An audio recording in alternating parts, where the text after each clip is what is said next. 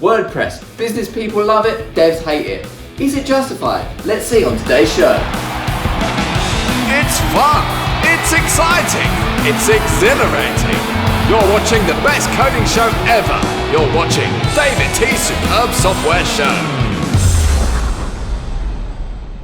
Welcome to David T's Superb Software Show. This is a show, I say show, basically it's me and the camera where I talk directly at it, one take only, no rehearsals or anything, so you get the pure, undiluted crap that comes from my brain straight into your screen. I talk about all things tech, mainly software, programming, engineering, but you know, sometimes I go into the whole digital calm thing where we talk about digital wellness and the whole thing that surrounds that. Anyway, on to the topic at hand. WordPress. So, you've probably heard of WordPress. WordPress is a bit of software that you can whack on a server somewhere and you can host a website on it. And the great thing about WordPress is it allows you to get started building a website, a blog, anything, even if you don't have a background in engineering or building websites, right? So, there's two sides to this conundrum. A lot of developers out there really hate WordPress and they'll be very, very vocal about WordPress. All of a sudden, these developers that are completely not passionate about anything, you mention WordPress and they turn into this vehemently angry little devil that won't stop jumping and screaming, WordPress is terrible, it's the worst, blah, blah, blah, blah, blah. I think it is basically because these devs have some kind of religious philosophical idea that every bit of code that I put on my server it has to be well engineered, blah blah blah blah. And I get that to an extent. So my background is from working in creative agencies where WordPress was a very prominent thing. A lot of clients loved WordPress because they can log in, they can manage their own things. But what tends to happen is, well, back in the day anyway, WordPress was quite insecure. So hackers could get in there and they could sort of add stuff and all of a sudden your site's completely broken.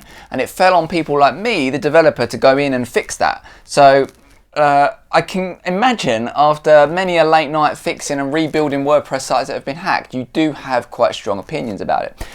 But I think all of this should be framed in the context that nowadays things are just much better with WordPress. It's much more secure if you're careful about the plugins you use, and so I think that argument is generally moot, especially as well the fact that most people aren't using WordPress for hosting a site that actually has to have some crazy secure data.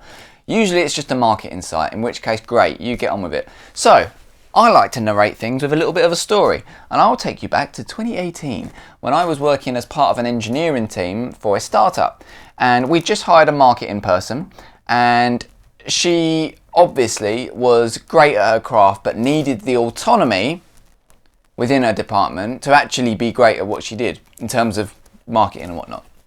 Now, one of the first things she asked for when she joined was, hey, can I get this site built in WordPress so that I can go and add my own social plugins, I can add my own open graph tags and whatnot. She didn't need any coding experience to do that, but she did need WordPress, a platform, to enable her to go and do that.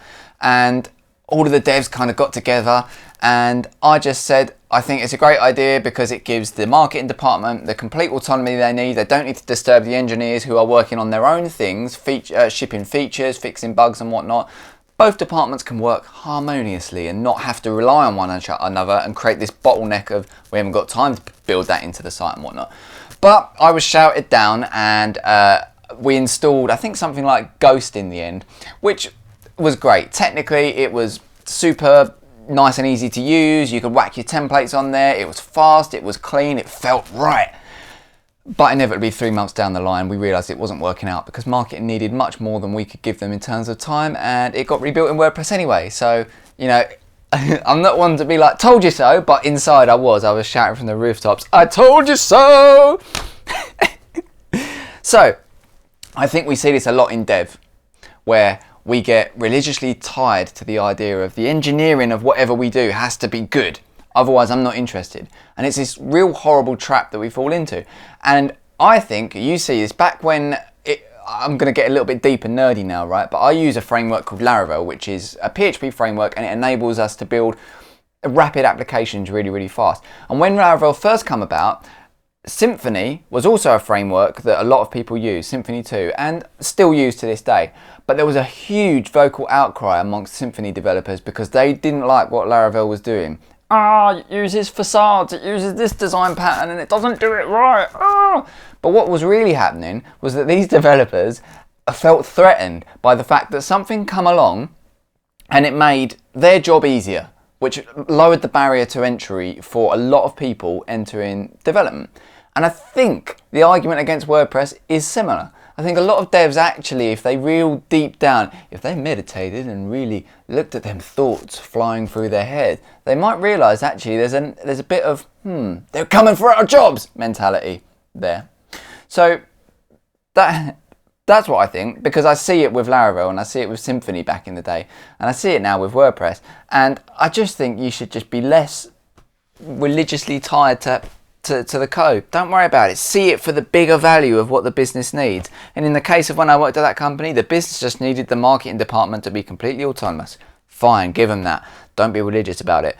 And in the case of Laravel and Symfony, yeah, Symfony is going to work for some companies, but Laravel is going to provide an opportunity for companies that would never have had it to rapidly develop something and get it out the door. And that's not to say Laravel's crap for actually building something of I love Laravel.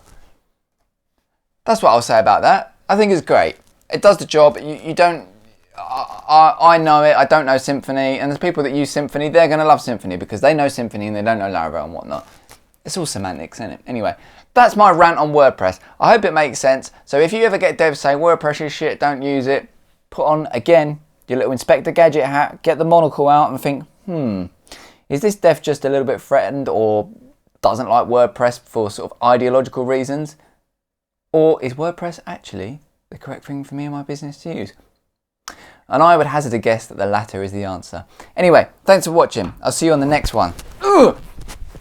Oh, like and comment please. I guess that's what you have to do nowadays, isn't it? So, see ya.